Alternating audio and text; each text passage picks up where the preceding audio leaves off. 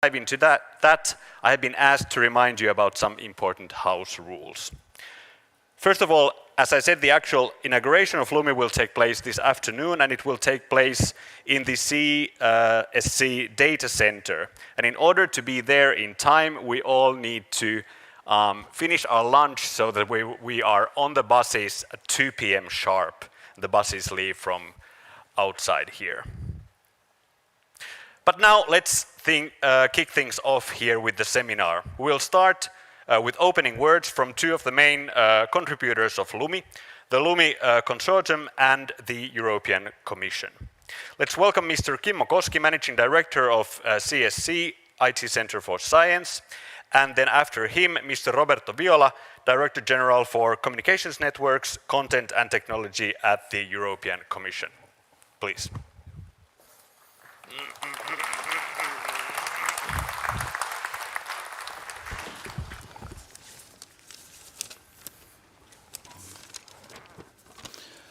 Ministers, ladies and gentlemen, a very warm welcome to Kajaani and to the Lumi pre-inauguration seminar, where we will focus on HPCs at the core of the green and digital transformation. We are very happy about the EU's decision to invest in HPC together. The joint commitment is what we need to buy truly collaborative ecosystems that allow for sharing not only the HPC infrastructure as such, but also the ideas, competencies, and data revolved around it. It's a sum of all these parts that will lead to completely new ways of thinking that can generate major scientific breakthroughs and industrial innovations. I'm particularly grateful for the decision of the 10 consortium countries to host Lumi together. These countries were ready to commit to this shared infrastructure and ecosystem together with the EU and joint undertaking. And this unique setup strengthens Lumi's collaborative nature even further. Most of the countries in the consortium have a history of working together. Over the years, or more than tens of years or decades, we have built up a mutual trust and established our status in HPC expertise and in world-class technical skills and knowledge, along with the understanding that we need to have a joint ecosystem approach to get the most excellent results. It's also vital to understand that Lumi complements and leverages the national supercomputing environments, which also are extremely important for the success of Lumi and for EuroHPC as a whole. Lumi is a tool for cutting-edge research. It's the fastest supercomputer in Europe and the third fastest supercomputer in the world.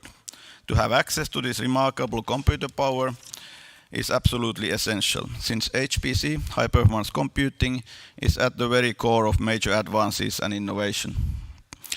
In basically every research field, there are data analysis and data modeling problems that require the use of a supercomputer. Medicine and healthcare, energy, climate research, cybersecurity, and artificial intelligence are only a few examples. Lumi will help researchers across academia and industry to tackle questions around the issues that affect us all, such as climate change, and more efficient cures for diseases. But a research instrument cannot do science of its own. It needs the top-level researchers by its side, and we need to support the development of researcher competencies as part of the ecosystem. Lumi will act as a platform for research collaboration, allowing for mutual learning and competence development, as well as for developing emerging technologies such as AI and quantum. All these factors together make Lumi a key instrument for Europe's future success and resilience. With Lumi, we are also determined to contribute to a greener and more cost-efficient European ICT sector. This is absolutely necessary to reach the EU's ambitious climate targets and pave the way for the green transition. Therefore, we have taken every measure to make sure that Lumi has the smallest possible environmental burden.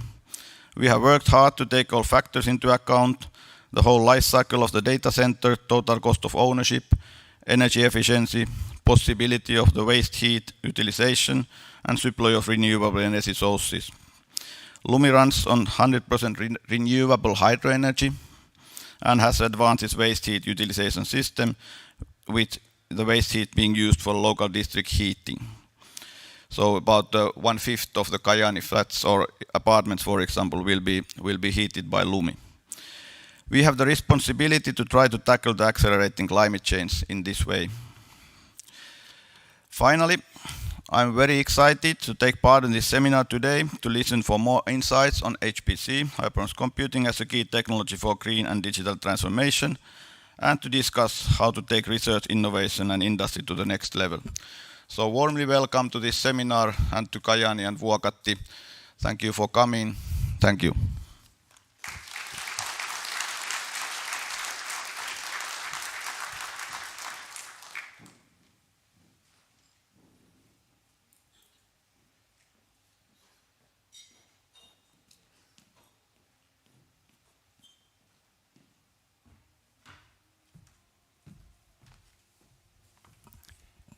Ministers, authorities, ladies and gentlemen, it's really a pleasure to be here.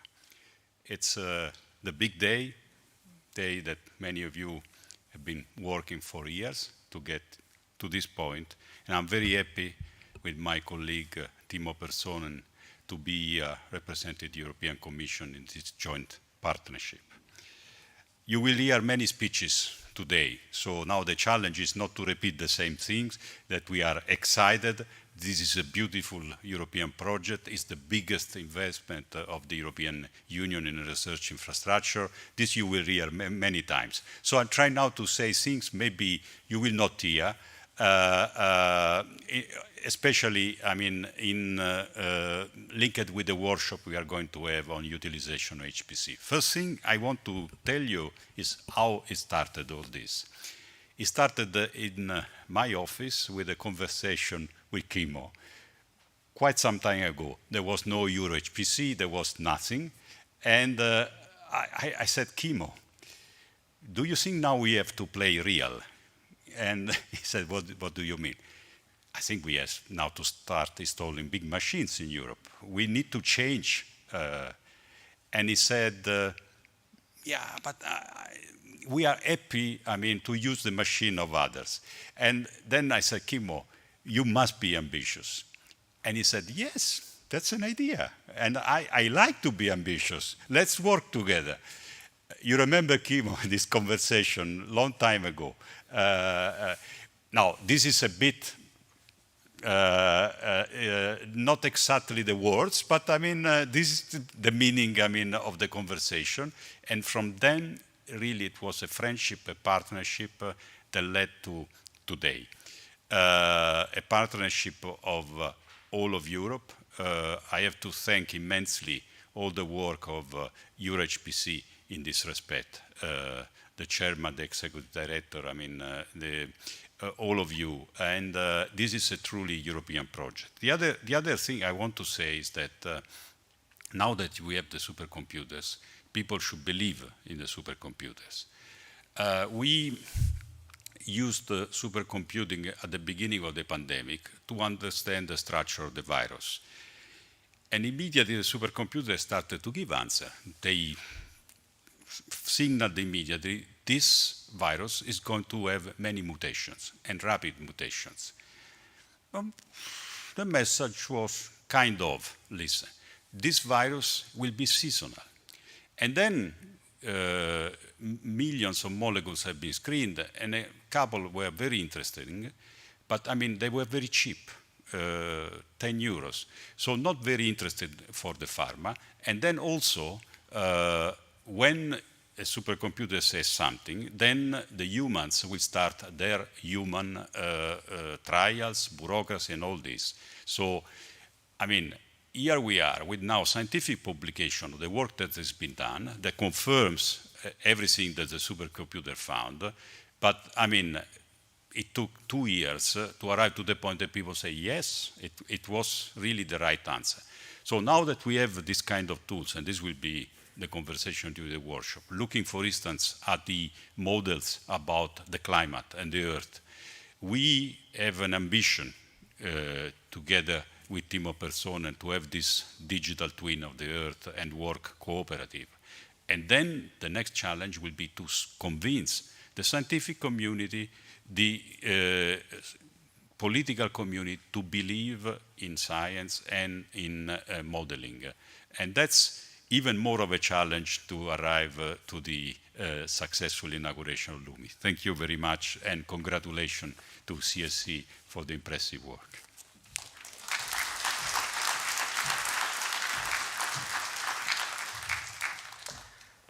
Thank you both.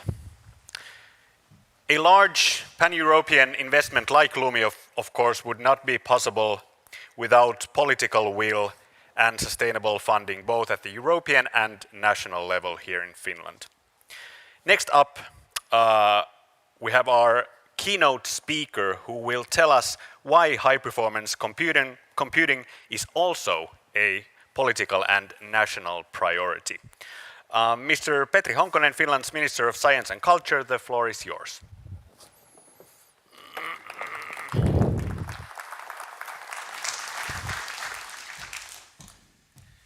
Ladies and gentlemen, I'm very pleased to see all of you here. What a great day for all of us. I am extremely pleased that the Lumi supercomputer is now up and running and provides excellent computing and data resources to the research community in whole Europe. In Finland, the research community has been very enthusiastic about the new opportunities this supercomputer will offer for conducting top-level research.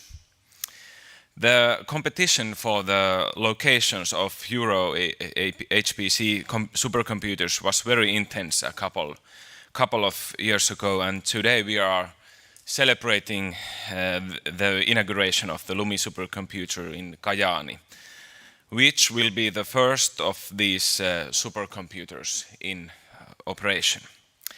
CSC has done an excellent job in the Lumi preparations together with the Lumi consortium. CSC's data center in Kajaani offers a highly competitive operating environment for the Lumi supercomputer in a former paper factory. Ladies and gentlemen, Lumi supercomputer is also a great example of the power of partnerships. The project is a joint effort between the European Union and the countries involved in the Lumi consortium. I am very pleased that in addition to the EU, we are working in close cooperation with 9 other countries.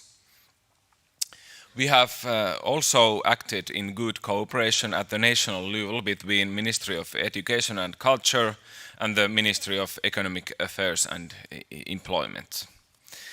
The high-speed data connectivity of the data center is also extremely important.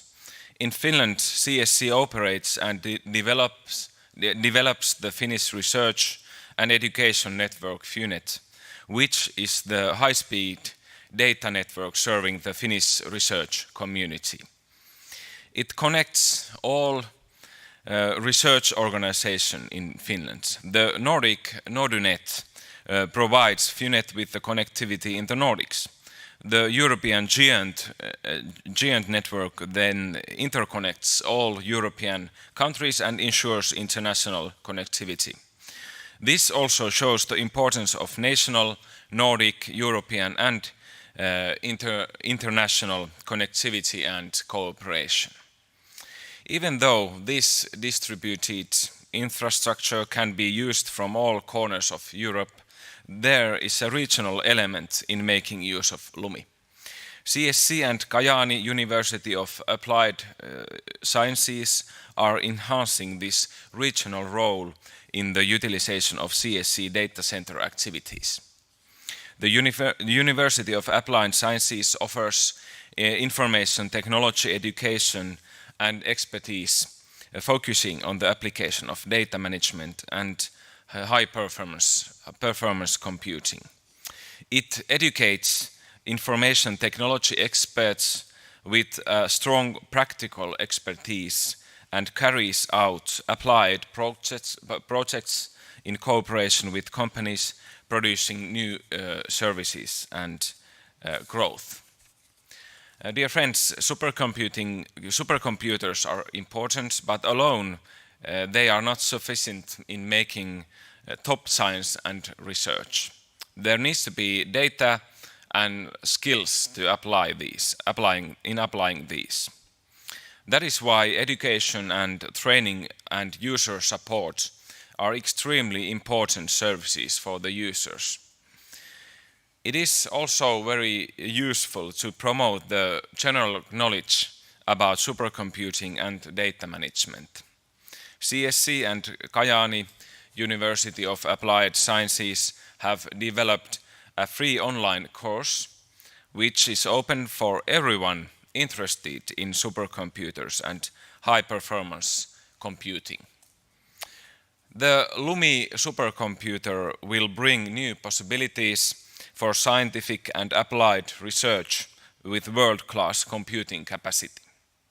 Therefore, it will be of utmost importance that our research community is well prepared to fully utilize the capabilities of the Lumi supercomputer. It is a major pleasure for me to see that apart from the traditional hard sciences, also social sciences and humanities are using computational methods in their research nowadays. Data in these fields is growing at an increasing speed and offers new research methods and topics.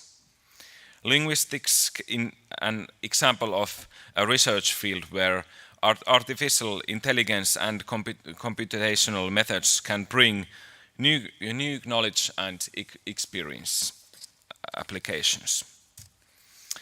Dear participants, we expect that Lumi will increase international and European researchers' interests in seeking cooperation with Finnish researchers and thus improves access to international and European cooperation projects for Finnish researchers.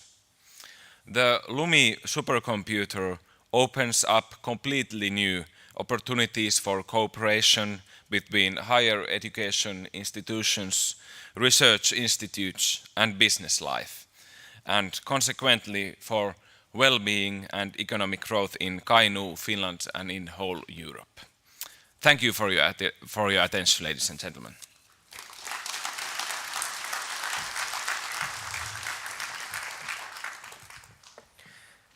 Thank you, Minister Honkonen. Maybe underscores the historic nature of today that we have not one, not two, but three ministers present here today, this morning. Never too much. For a day like this, 20% of Lumi's capacity will be reserved for industrial use. To understand better what HPC and Lumi can do for businesses and to get started on the topics we will be then tackling in the two panel discussions later, let's hear from Mr. Mika Lintilä. He is our Minister of Economic Affairs. Please.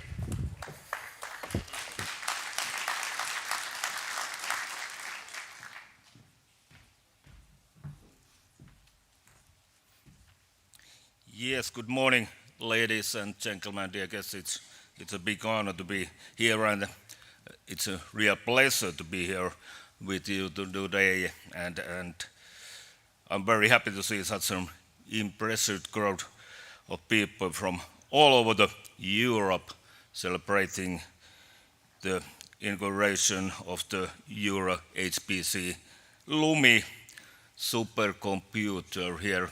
First here in Sotkamo and after that in Kajaani. But I'm also happy to welcome all speakers in this interesting panel discussion on cross-border and cross-sector cooperation for developing digital infrastructure ecosystems. Dear friends, Finland and Europe need to join their efforts and be stronger together than as individual countries. Lumi is a unique example on how several EU countries can join forces to invest and cooperate in research. Competition in technology and industrial competitiveness takes place in the global arena, not only within Europe. Only through European cooperation can we win. Lumi consortium includes countries Belgium, the Czech Republic, Denmark, Estonia, Finland, Iceland, Norway, Poland, Sweden, Switzerland, and of course the European Commission. Long-term research, development and innovation funding is needed to maximize the benefits of investment in research and to ensure that new research results are effectively transferred to companies.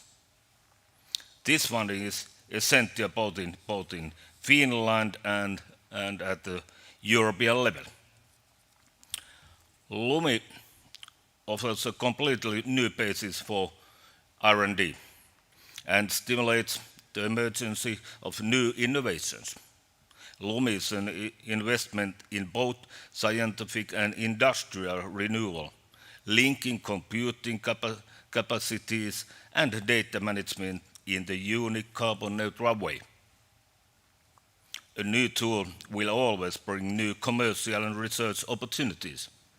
The need for computing power in the EU increases at an accelerated speed.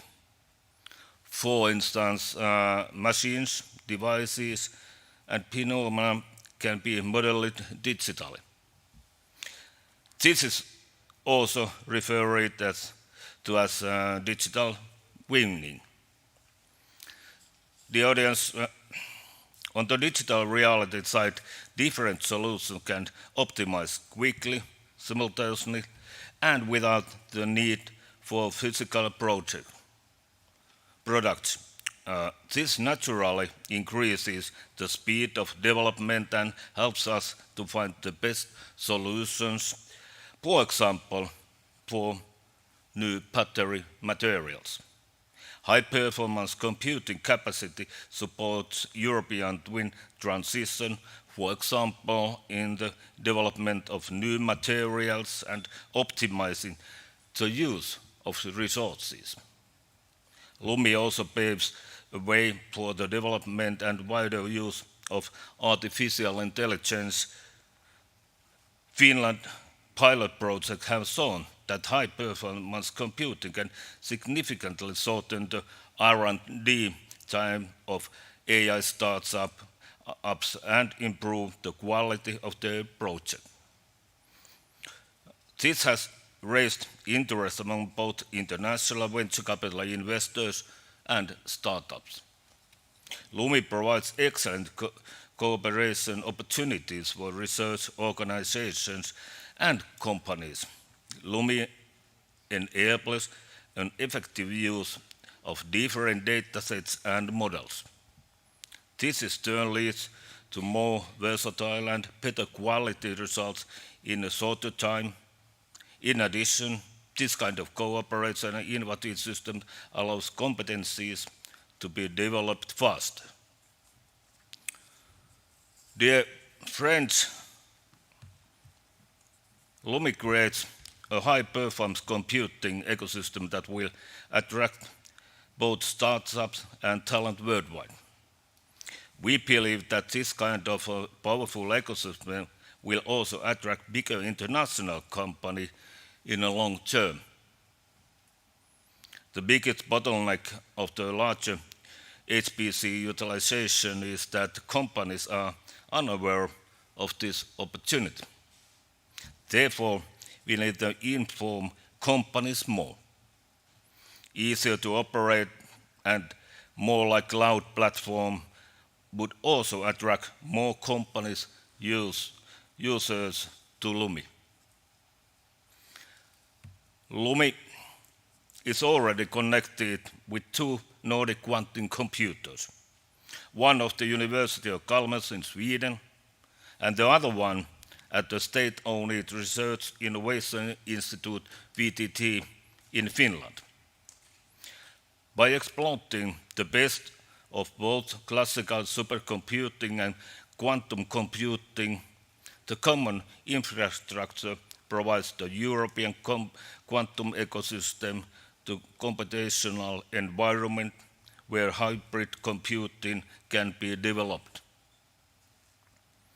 The hybrid environment will provide potential to solve even more demanding computational problems in the future.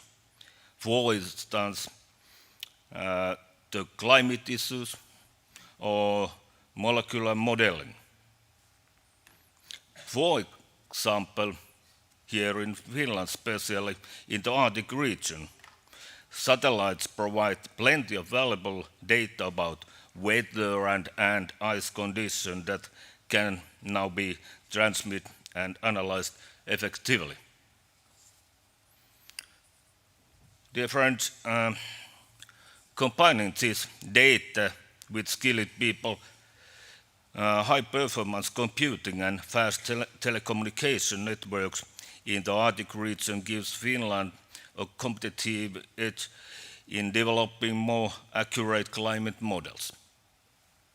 Cross-border and cross-sector cooperation is essential for the pooling of data and competencies from different countries, thematic areas, and from all sectors, public, private, and academic, and to create new knowledges. Efficient quantum cooperation within Europe saves our resources and improves our position to attract rare and valuable talent at the global race. The Finnish Center of Excellence in Quantum Technologies is very important at the European level too. It combines decades of knowledge and excellent research, development, and a pilot manufacturing environment of specific quantum chips in Micronova, the Center of Micro and Nanotechnology, within and jointly owned by the VTT and Aalto University. It also encompasses a business ecosystem from the technology developers to the end users. We want to believe that the integration of Lumi in the quantum computers will strengthen the attractiveness of both scientific computing and quantum ecosystem in Finland and Europe, generating new scientific results and new businesses. This will benefit European as a whole. With these words, dear friends, I would like to wish everyone an interesting and insightful panel discussion. I'm very interested to hear what the panel will say. Thank you.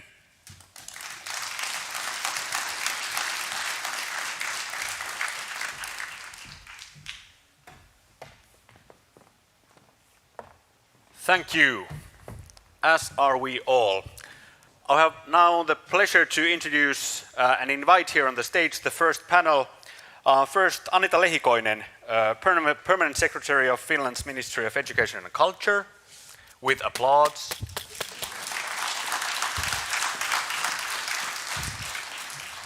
This would be your chair, thank you. Ilona Lundström, Director General for Innovations and Enterprise Financing of Finland's Ministry of Education Affairs and Employment.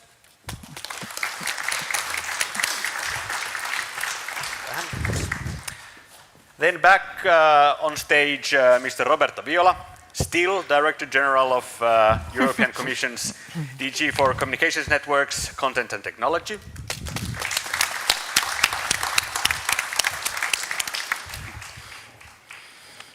Third chair there. And then fourth member of the panel, Timo Pesonen, Director General of the European Commission's DG for Defense Industry and Space.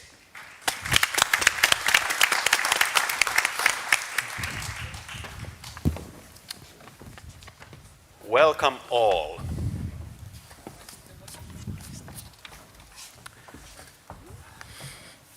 Mr. Viola.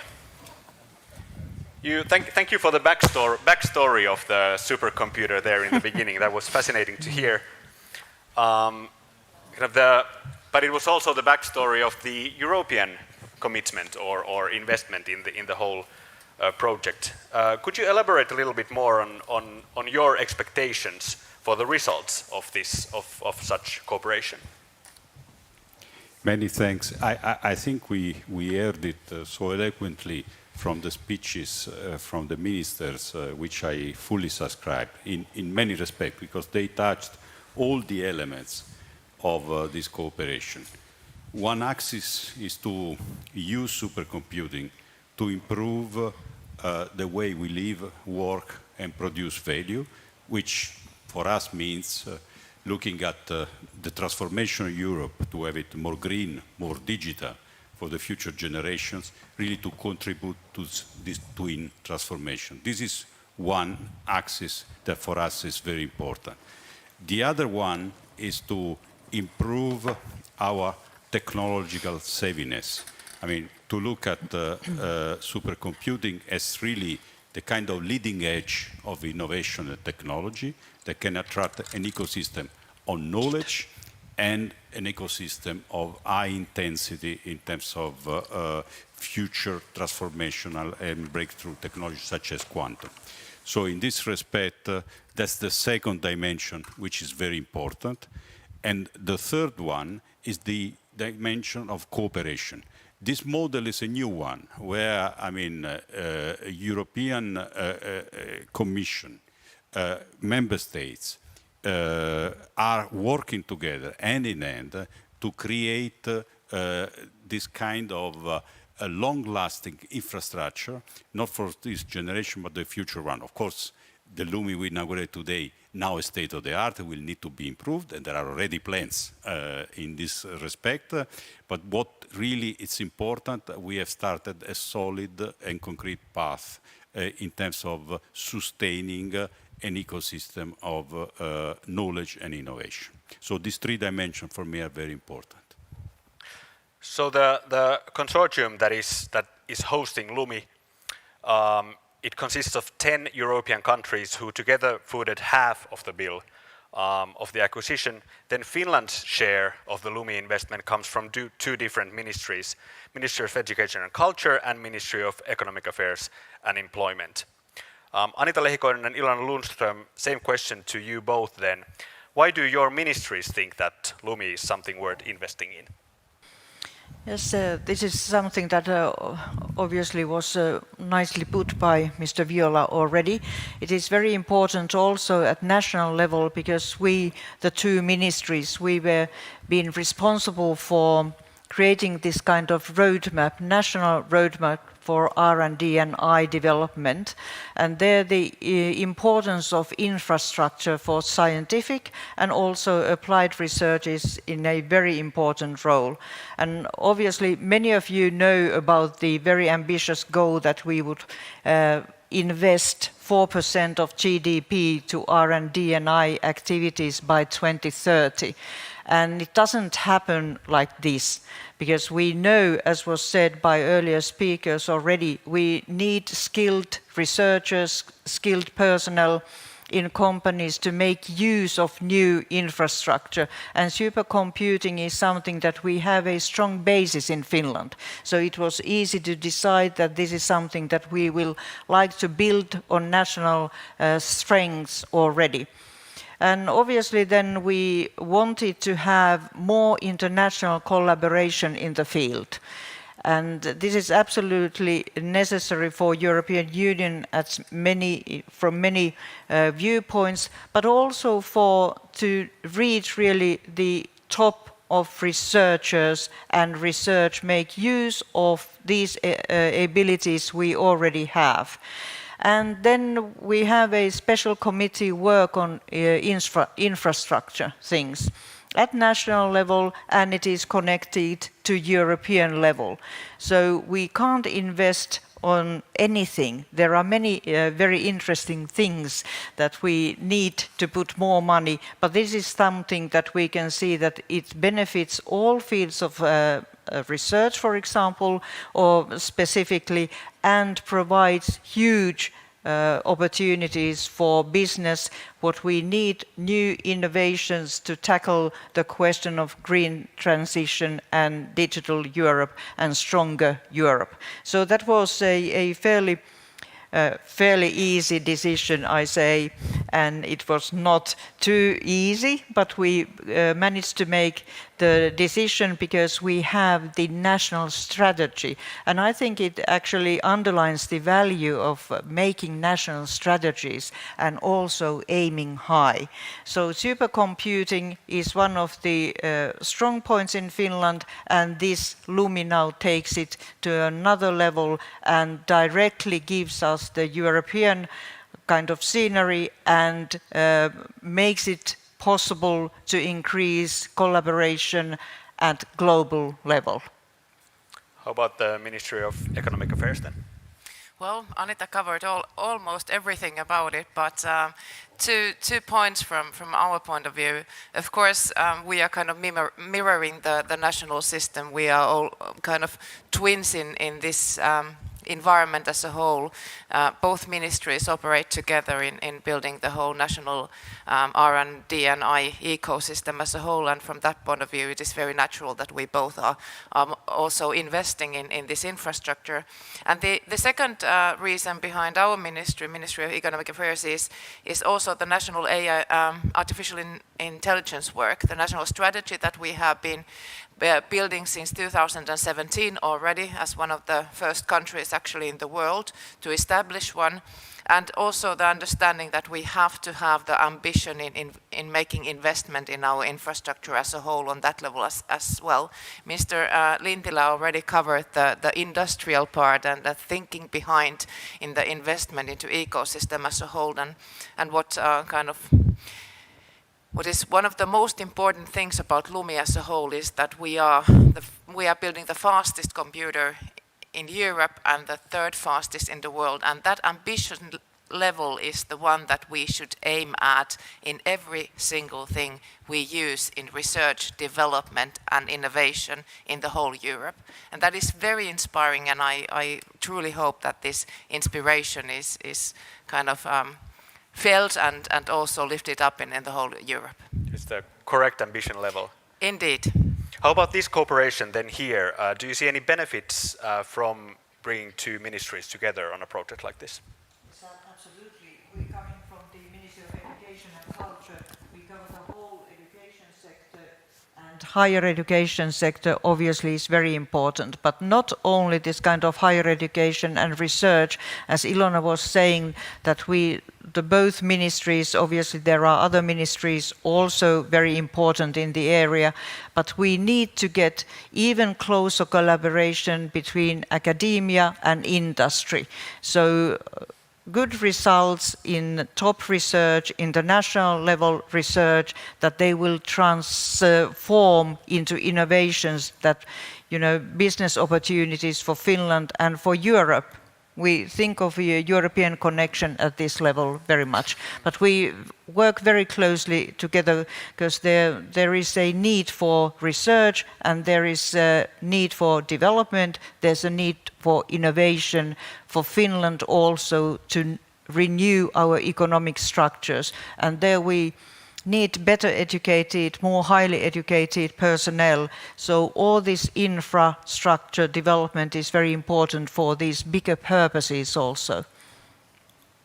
How do you see the collaboration of two ministries here? Well, it's very down-to-earth everyday work we do, and from that point of view, it's actually part of our heritage here in Finland as a whole. But it is about bringing the right resources also to the companies, to startups, to large companies, to mid-cap companies, and encourage them to invest in R&D activities as a whole. It is a question of European competitiveness from my point of view, and the investment in research, development and innovation could be higher in the whole Europe, and we are very much working right now in Finland to accomplish our target of 4% of GDP R&D investments as a whole in Finland, and this is of course part of that strategy, and seeing the future also, that new technologies and innovation based on use of data is part of that strategy as well. How can we have those competencies built in Finland? Let's widen the horizon a little then. Mr. Pesonen, how would you answer to how can your policy field, the defense industry and space, benefit from high-performance computing and supercomputers? Thank you, Ville, and thanks to Kimmo. I'm here actually. I met Kimmo Koski in summer 2019, and he started to speak to me about Lumi, and I was a bit puzzled at what is this. I was in DG Industry and Internal Market at that time as Director General, and he invited me to Kajaani to see the Lumi, and I was like, okay. Then I went, of course, to Google to see what is Lumi, and I realized. Then I heard the word Lumi next time from Roberto Viola when we were preparing the hearings of the Commissioner Breton, and Roberto explained to me the potential of supercomputers in our ecosystem, including the space. And if you are twin sisters, we are twin brothers, Roberto. In Brussels they call us Breton boys because we report to Commissioner Thierry Breton.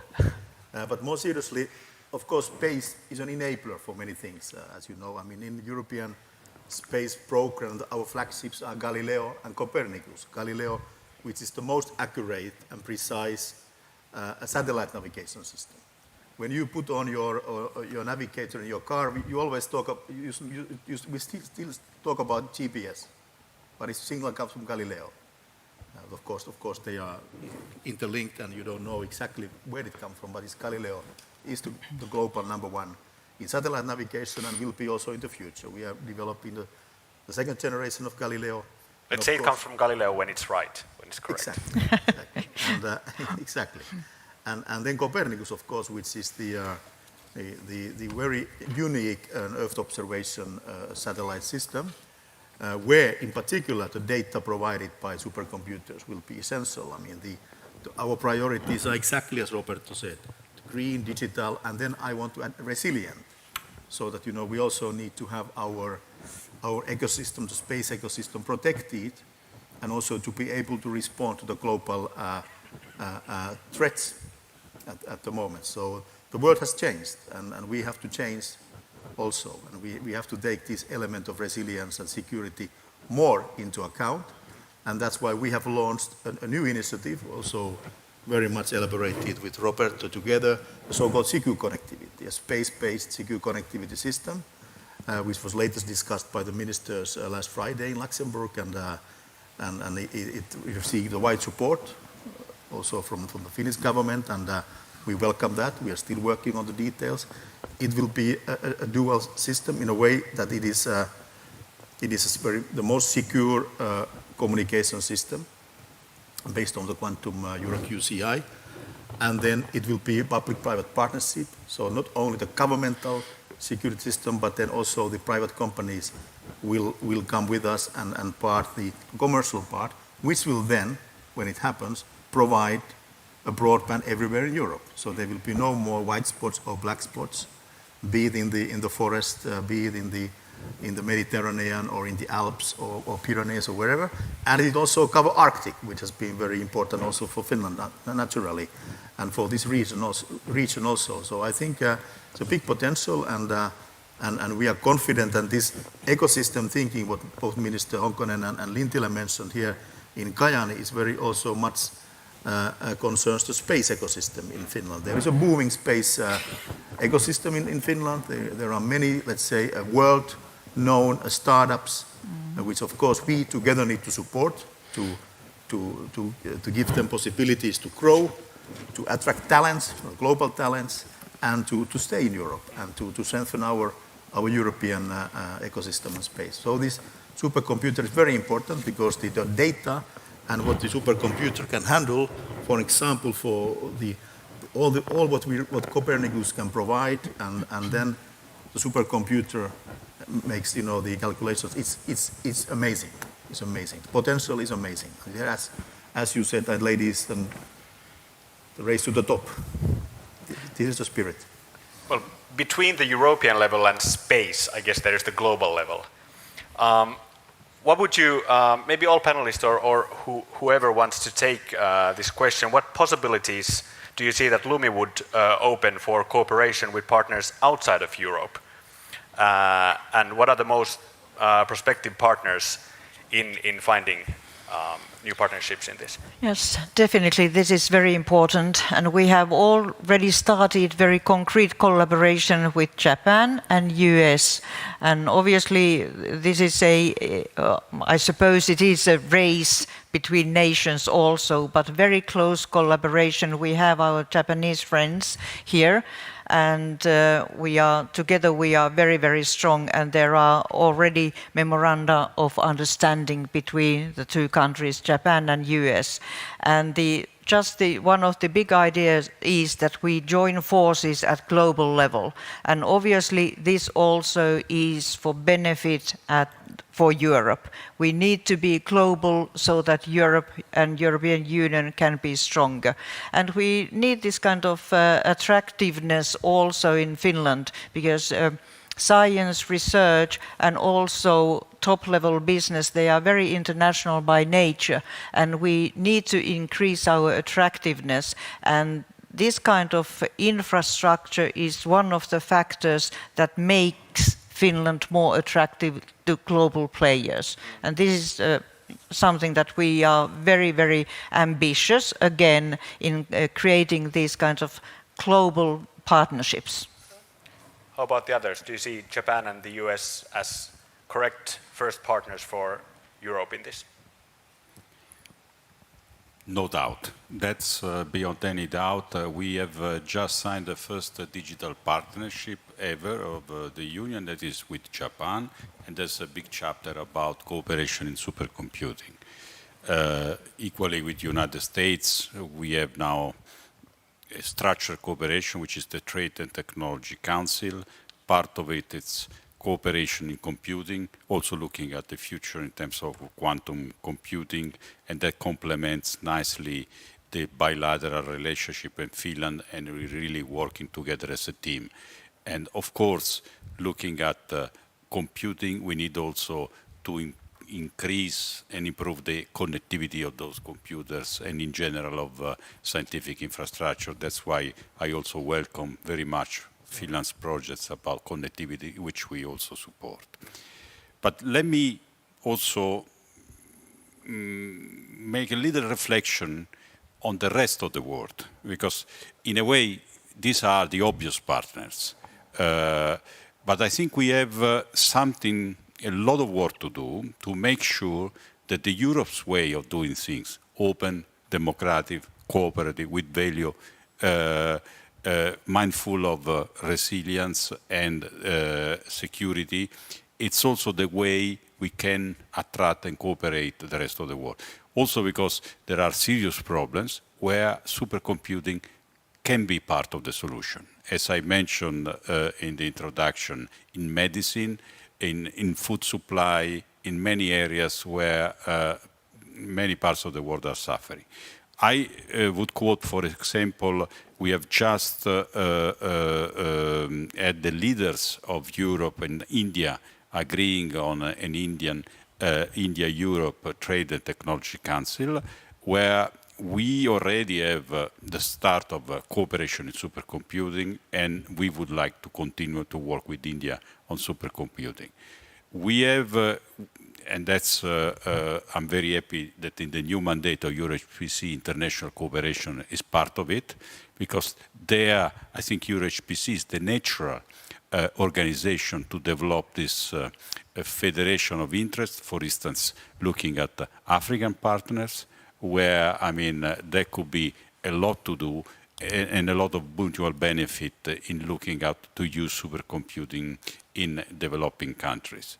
So I think it's a combination of goodwill, knowledge, and also connectivity, very important, also in the developing part of the world. We have been a bit too much lenient on others to do the job for us. Now it's high time that we do the job. Thank you. Interesting stuff. Of course.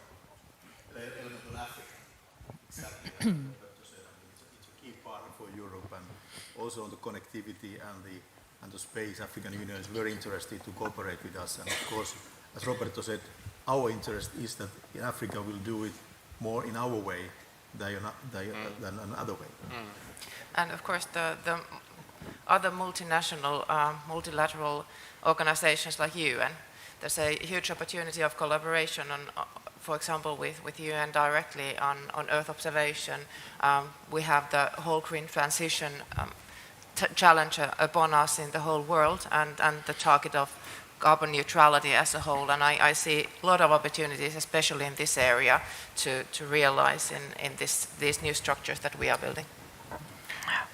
If I may add, the common project we have with Timo, that is Destination Earth, the digital twin of the Earth, is the ideal project to federate interest. Because the Lumi supercomputer will be one of the central pillars of this project in terms of the utilizing the supercomputing capacity.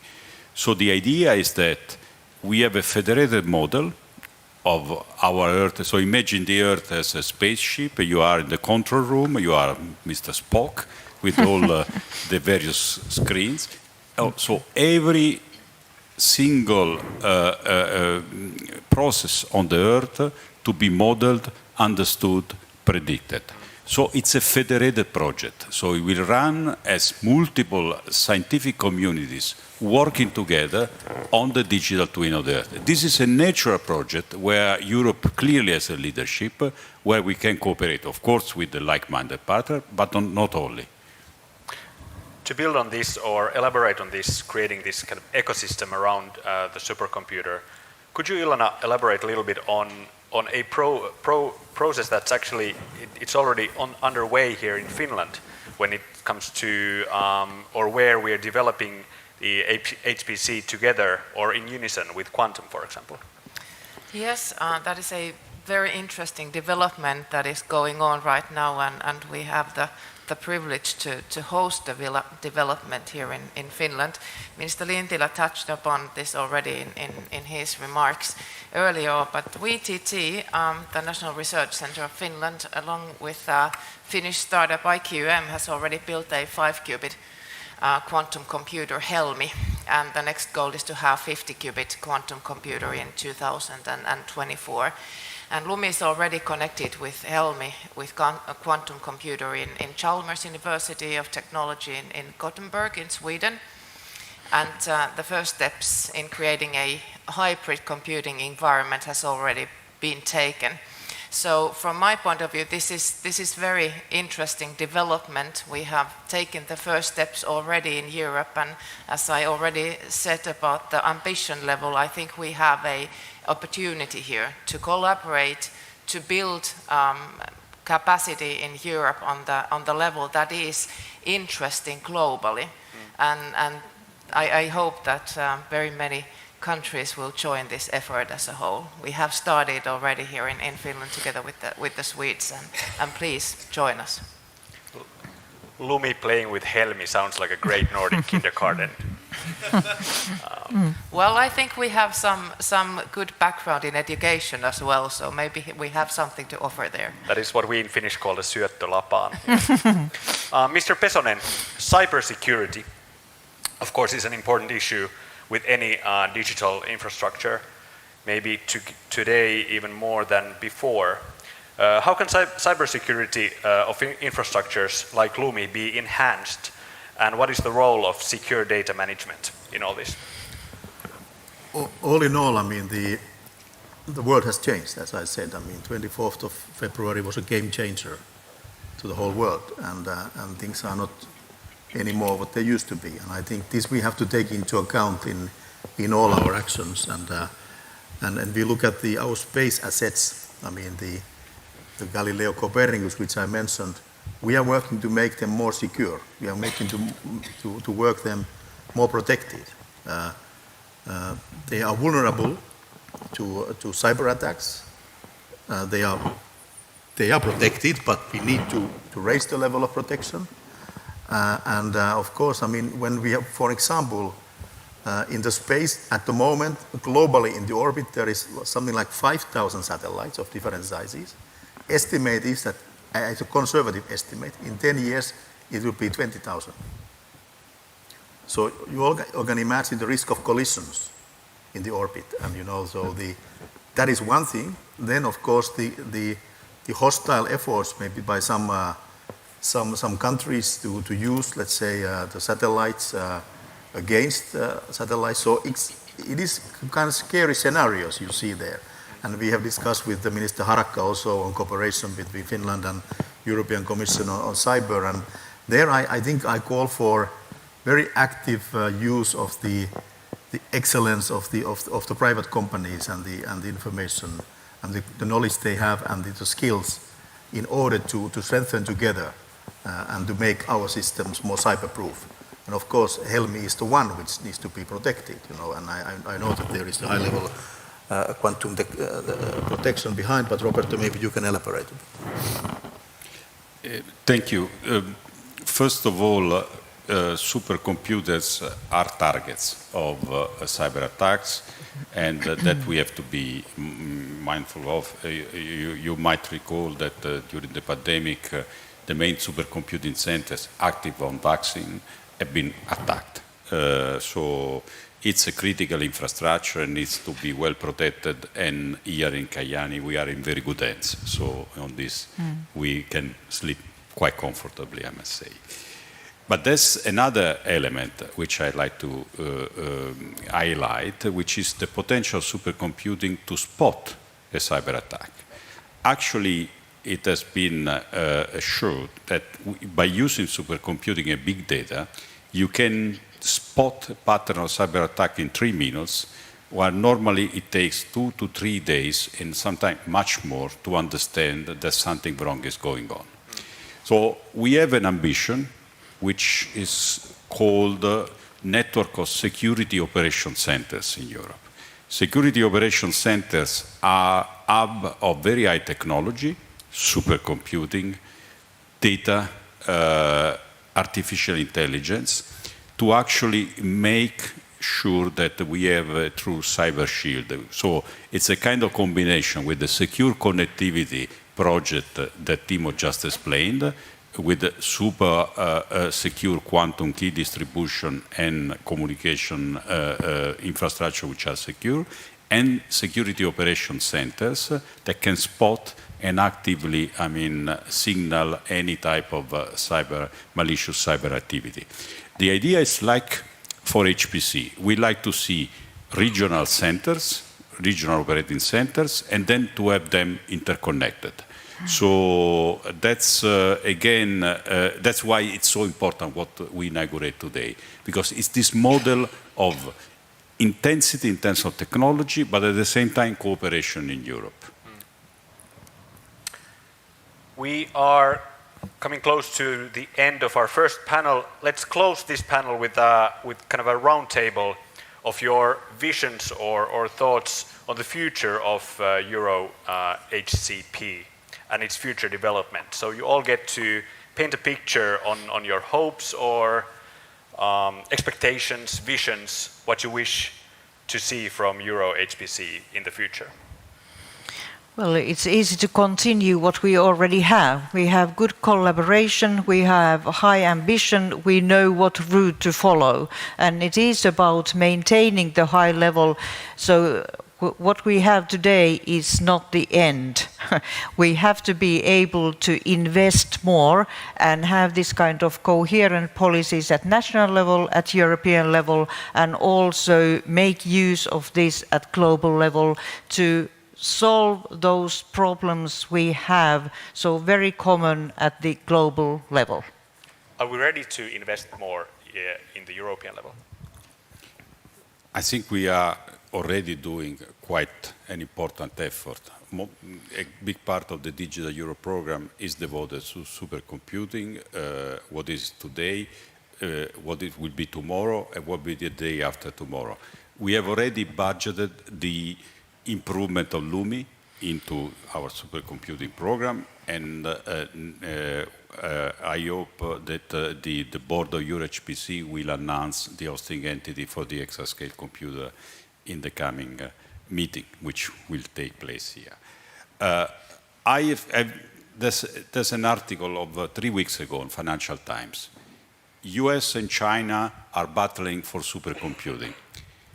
2 pages, not a single word about Europe. No problem. I mean, I think the journalist has a problem, not we have a problem. Because EuroHPC is the most powerful organization, supercomputing organization of the world. And when you sum the computing power of Lumi, Leonardo, Mare Nostrum, and all the Meluxina, and all the other supercomputers of EuroHPC, and the upcoming one, by far. So let US and China get the Financial Times spotlight, and let's do the work here in Europe. That's the spirit. How about visions then? My wish, I actually already said it aloud, my wish is and hope for the future is a most competitive hybrid computing environment in the world.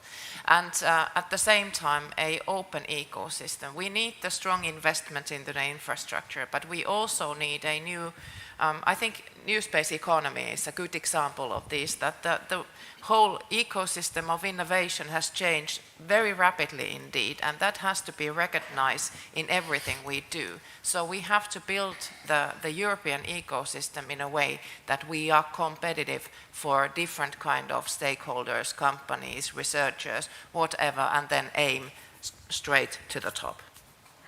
And finally. Well, I think what I would like to see is that, the grandmother in Pihtipudas, as Minister Lintilä put it this morning, would know what is supercomputer.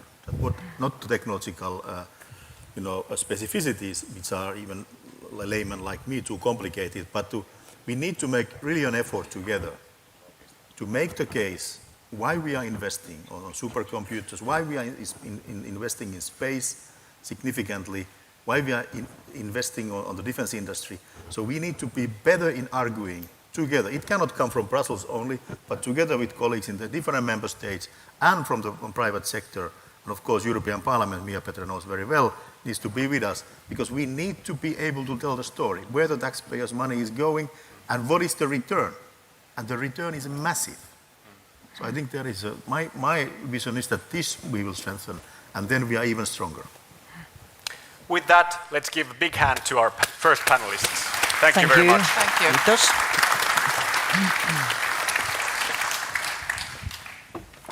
And now, a bit ahead of schedule, we have some time to reflect on what we already heard and mingle a little. There will be coffee in the back of the room, And also there are several meeting rooms reserved for you if you would like to have a quick private discussion, maybe with one of the speakers today or with anyone in the room. If you're interested in using a private meeting room, contact the info desk there by the door and they will provide you with one. We'll continue with the second panel here on stage at 11:55 sharp. So by then, be back at your seats, and now enjoy the coffee.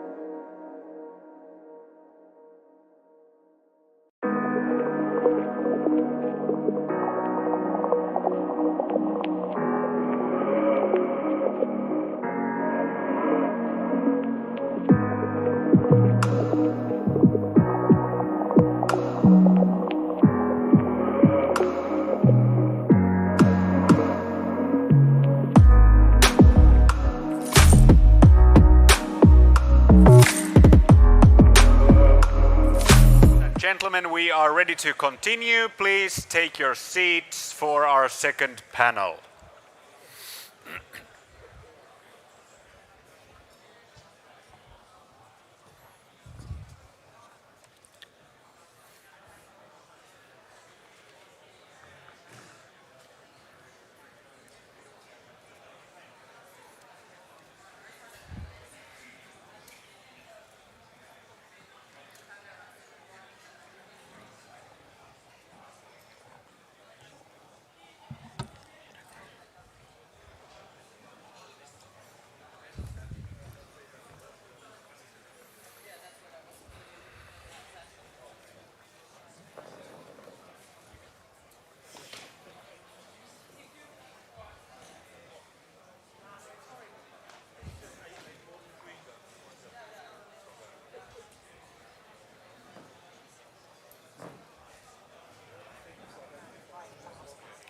Mun mielestä vaihdettiin.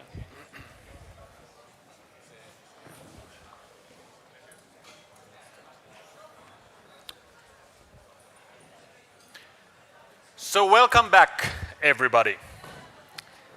We are here in Kajaani to celebrate the inauguration of Lumi and to find out how high-performance computing can contribute to a brighter future for Europe. Supercomputers like Lumi can help achieve major scientific breakthroughs and industrial innovations that will help humanity understand and address some of the most pressing challenges of our time, such as climate change, loss of biodiversity, poverty, and pandemics, as we heard in the first panel. In today's second panel, we will discuss or focus on the societal impacts of HPC and the expectations our panelists have for Lumi's contribution to solving these pressing challenges. It is my pleasure to introduce to you all and invite on the stage first Mia-Petra Kumpula-Natri, member of the European Parliament, with applause. Mr. Herbert Zeisel, Deputy Director General at Germany's Federal Ministry of Education and Research. Actually, I just found out retired 4 weeks ago from that position, but still the chair of the governing board of the Euro HPC joint undertaking. Welcome. From Estonia's Ministry of Education and Research, Renno Veintal, Deputy Secretary General. Yes, and we need a microphone for you. There. Welcome. And fourth, but not least, Jan Rusak, Special Envoy for Research Infrastructures of the Czech Ministry of Education, Youth and Sports.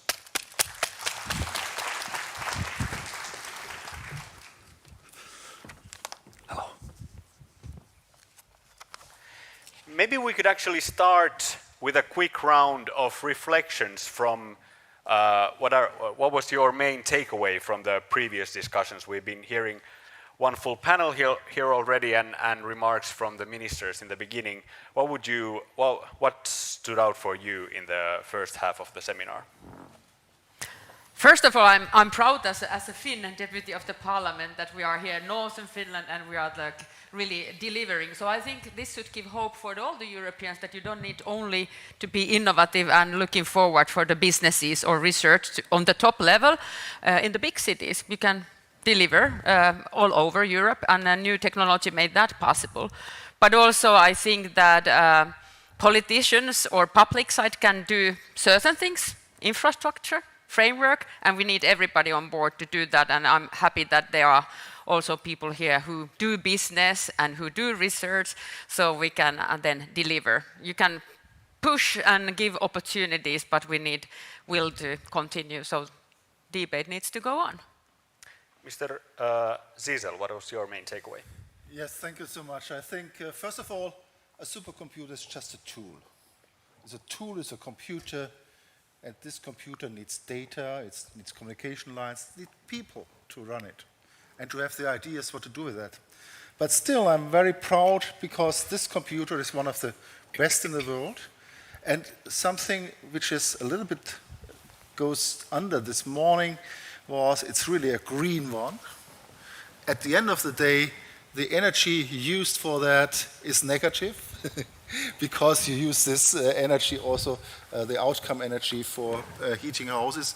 So if I look to the world, I think this is an outstanding computer, independently from the number crunching, from the numbers, therefore. And secondly, I'm very proud because I believe this proves that Europe has still the ability to join forces together to reach something. And EuroHPC is a perfect example where we really join forces. And it's the first JU, I think, where we have a procurement, which means we have the possibility to build infrastructures. And this is, in these days, a very important factor. Thank you. Mr. Weinthal. For me, it's first impression that it's a great achievement. Indeed, it is a great achievement, and it's a result of different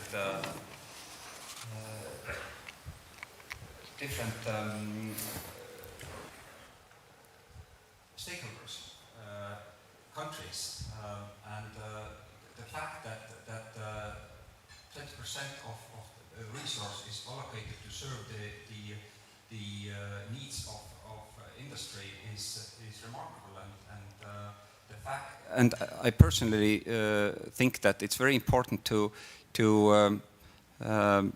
engage the society in first to phrasing the problems or challenges these supercomputers are needed to solve, and then present also the results. And in a way, this is the challenge, that to find these great ideas where supercomputers truly can help us to find better solutions, and then nurture these ideas in a way that they won't kind of go extinct in a way. And it's a great example where a good vision has given us an excellent tool to work on. Mr. Rusak. Yes, thank you. I mean, my impression from the today's morning session is a huge surprise, at least to me, who comes from a little bit broader research infrastructure business, that many ideas that we have been developing for research infrastructures are at the same time valid also for HPC and e-infrastructures, and this is for me a kind of satisfaction that we all are thinking the same way. And in some sense, I have been a little bit surprised by the huge support this endeavor became from all the various perspectives, from the politicians, from the policymakers, from the scientific communities, which again is somehow underpinning that something right is happening at the right spot, at the right time. And I'm very proud, and I'm sharing this proudness. I'm very proud that as a representative of a Czech Republic we are a part of. I mean, this is good. It's great. It's shared European pride here today. The green side of the supercomputer was mentioned, and I'm interested in diving a little bit deeper into that, because as I understand, supercomputers have kind of a dual impact, or can have a dual impact on the climate. On the one hand, they contribute or can contribute significantly to climate research and green innovations, and kind of be a helping hand in that sense. But then on the other hand, of course, their complex calculations consume a lot of electricity, so their own footprint can be quite a heavy one. What are your thoughts on how should we or can we maximize the positive effect here and minimize the negative effect? Yes, very good that it was mentioned that it's negative that balance when you look at it, and I'm thinking that we should take it also to Brussels more, that we can talk about the carbon handprint. We have been talking about the carbon footprint, what is your bad impact on the climate as carbon emissions, and carbon handprint is something that you really do the technology that can solve the things, and we know the digitalization can be done. It can be done with the simple things, they're not counting that much, but then adding the counting really can prognose the future, ahead the need for the energy, for example, and really can deliver good results. I believe people working for the digital share the idea, but we have to spread this knowledge. I can tell you a short story that when I was writing the Parliament data strategy, and I negotiated 2 or 3 rounds to get the carbon handprint on the papers. And when I was looking... Just as a word? Yeah, as a word, because everybody understands the carbon footprint, and I added the word carbon handprint. And my even colleagues didn't want to have it. And then I had it through in the end. And when I went to the plenary and wanted to, quote my own report, it has disappeared because the lawyer linguistics took it away. So it's not really deep in our understanding the digital handprint, what the technology can deliver. So this is one message I really need to work still in Brussels, and I'm happy there are high representatives from Brussels. So this is one, and then we need to show, and we need to have the figures that digitalizing some other sectors can really have a good digital handprint. And for here, of course, what was shortly mentioned, using the renewables and maximizing it in the design phase is very important. Any other thoughts on the footprint / handprint of the supercomputer? Allow me to say that we have 2 levels. First of all, no, I start with another point. Even we hurt the environment via our supercomputers because of the footprint. I think it is still worse, the outcome is still worse right now. But this means we have, of course, doing a lot of exercises, a lot of research, innovations to lower it. And we have 2 levels to do that. One level is perfectly shown now with Lumi, because it's on a system level to integrate this in a total environment with renewable energy, with old existing buildings, with heating the community. This is on a system level a very good way to lower down the negative impact to the environment. But we have another one, and this is the efficiency of the computer itself. So that's why we have in EuroHPC a strong R&E research projects running, the European Processor Initiative, where we try to create a processor which is much higher efficient, has much less energy consumption. So I think these are the ways we have to follow to decrease the energy usage in our supercomputers. Very important aspects which I won't touch any more than previous speakers. Just to add that I would consider this green energy as a primary energy source for HPC from now on as a basic hygiene. That's how we could start to think about it. So but the other part is for what we actually use all these resources, and assuming that that's for the benefit of the mankind and for the prosperity. Let's try to give an example from the engineering sector. If we could use these resources to do something, and something is being done in materials engineering, say increase or develop the high strength steels being used in automotive, and then I don't know, maybe in automotive the cars would be 1% lighter, but the ambition indeed is in automotive to reduce the weight by, I don't know, 10-15%. That would be the right ambition. Then if we would be able to translate these small achievements into a chain and show that how this HPC is contributing contributing into achieving these goals, then it would be out of question whether it has a positive or negative environmental effect. So it's also how we measure and how we keep track of these small achievements. And of course, we have to introduce also a certain culture amongst our researchers to kind of self-control, or maybe it's not even self-control. There is somebody who is pointing out that, you know, refining some model doesn't make sense anymore. If you would be able to predict whether I don't know, or some kind of model is going to be more accurate, 0.1%, would it really be the appropriate goal to spend 10% more resources on it? Yeah, so it's also a question of what accomplishments or results do we count into the balance sheet of the supercomputer, yes. in a way.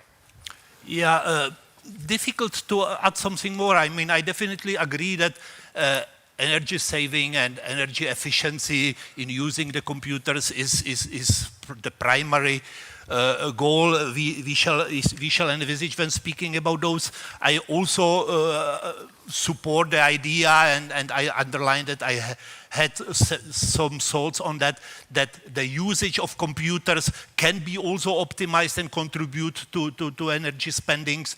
There might be other technologies, smart technologies in engineering, all the environment around the computers that could help benefiting from the energies, from the energy saving, energy recuperation, for example, might be a thing. And definitely I would support the idea that even in a secondary sphere, the application of supercomputers for issues that may have then energetic impact in improving technologies, improving materials, improving the ways we are doing things, and these simulations might be also crucial, because sometimes we could, through this indirect secondary effect, save even more energy than we are spending for producing the results. I mean, and certainly there are issues, and we have heard that today already over the day about simulations of climatary effects, on environmental effects, better understanding what the effects are of all the mankind doing, and this may help also to better optimize our behavior, and we may then approach a better and sustainable future. Can I? We as a legislator, we have few tricks in our pockets if you need and the market doesn't run. The one is that you should label your calculation, that how much CO2 you use that, and companies who really do reporting on every stage then can show that I choose this one because it's a good and clean. And another one is that when we are financing as a public sector the HPCs, you can always ask that how is the delivery, and I know that is place for Kajaani and Lumi here, because even the name is Lumi, that melts down, but only for the short time. So it's quite cool, not only as you see the technological cool, but cool place. So then the excess energy to cool down the system is not needed that much. Allow me to give another example. We had a discussion at the last summit in Paris, on the HPC summit, I think it was 2 months ago. And there were several people in the audience saying, why do you do these calculations of climate? They have no consequences, because you cannot say to us what we have to do other that at the end of the day it will help. So, and then the huge discussion comes up, is there too much calculations and simulations for things not needed, just for own personal interests of professors and so on. That was the discussion there. And I'm telling that because you said, is there a measure you can take and to press that people concentrate on necessary calculations and simulations? And this was a key point in publication is the publication index. And if you have for each calculation, for each publication where you have simulation in it, a factor where you say how much CO2 you needed for that, this could help also a little bit to bring the people to the point where they really try to think when they, for what they are using these supercomputers. Maybe just a small remark exactly on this, and I do not know even if I agree or disagree, but when saying what I am going to say is, one shall also consider that simulations and all these mathematical models at the moment have already reached a stage where they can replace hands-on experiments or something. And also by not doing those experiments, we are saving a lot. And this one shall also consider. Yeah. Maybe to build on that, if we then try to understand the potential of a supercomputer like Lumi, we have mentioned the pandemics and research on pandemics and other health issues here. We have mentioned societal challenges. Where do you see the potential outside of maybe the first ideas that would come to mind for HPC? Could it help in humanities, in social sciences, in questions that we haven't mentioned yet? Maybe let me start and open a perspective that was not yet mentioned here in much detail. We are, as mankind, moving very fast towards and through technological progress. And research and development is certainly a good basis for this development to happen. And I, as shown in the previous slide here, am coming from the research environment, research infrastructure environment, and we see there a huge impact of research infrastructures supporting these developments, supporting not only basic research, but even going very, very deeply into economical spaces, and the socio-economic impact of research infrastructures is immense. When looking to this system of research infrastructures as a tool of supporting research, we always felt that a sizable element is missing. And maybe these are even 2 or 3 elements. And these elements we call in our research infrastructure world the E-components. Every research infrastructure has an E-component, has a data component, has a computational component, has a data storage component. And these components were tackled and are very critical for developing the research infrastructure business as it comes, but were tackled a little bit aside and conceptually even in different ministries, in different directorates general and so on. And now I see it's coming together. And we are now getting a centralized tool to support the entire research and development system. And in that sense, for several years, we have been developing an integrated, interconnected, sustainable research infrastructure ecosystem as such. And we always said the computational facilities, the networking, the data are the glue that holds the system together.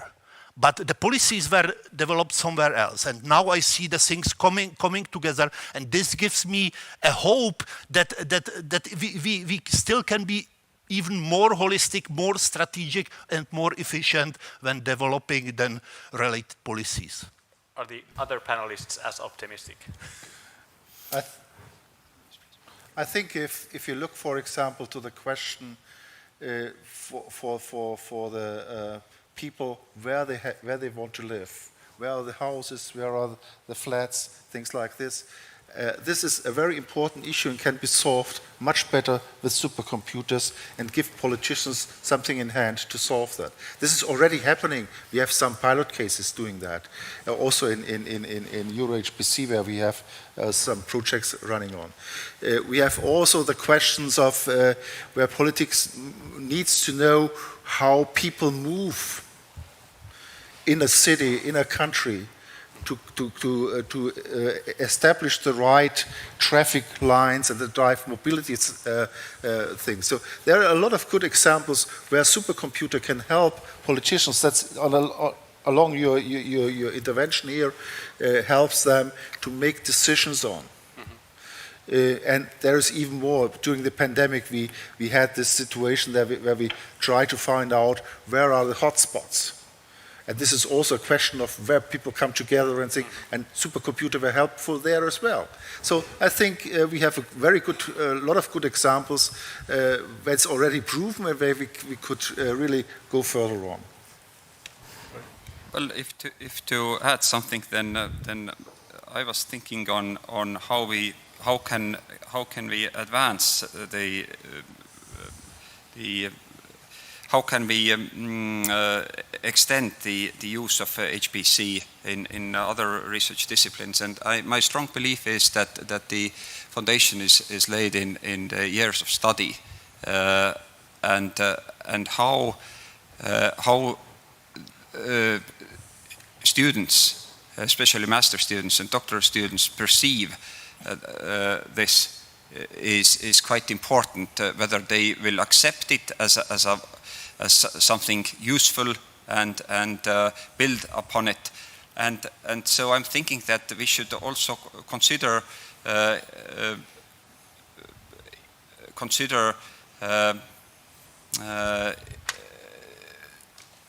we should think how it could be integrated into the institutional strategies, individual institutional strategies of our universities. And if the universities organize their PhD studies in a way that the HPC, using HPC and is something quite normal to each and every PhD student, then within next 5, 6, 10 years we are going to harvest the fruits of this investment.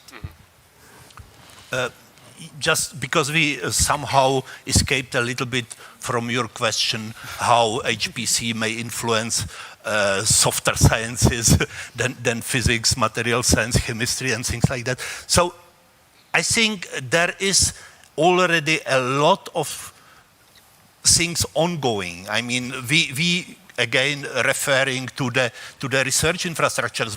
We have research infrastructures in social and humanity domains where HPC is a very strong component of that. I mean, just mentioning out of my head, language recognition or something. I mean, there are certainly disciplines where HPC already now is absolutely crucial for the development of those disciplines. And in connection to that, the development has a huge social impact as well. I mean, because language recognition may be immediately interlinked with security aspects and other things. So there are really areas where this is critical. And I also am aware of several projects, infrastructures, areas where HPC penetrates very deep into the domain of culture and art, where museums are really digitalizing their collections, not only to showcase that somewhere, but also to make studies on that, to cover all the data that are connected with all the chemical, physical, and whatever techniques to study these artifacts. They can be then captured together with the images and can be analyzed in an absolutely novel way. So we are opening very new disciplines here. Thank you for bringing us there.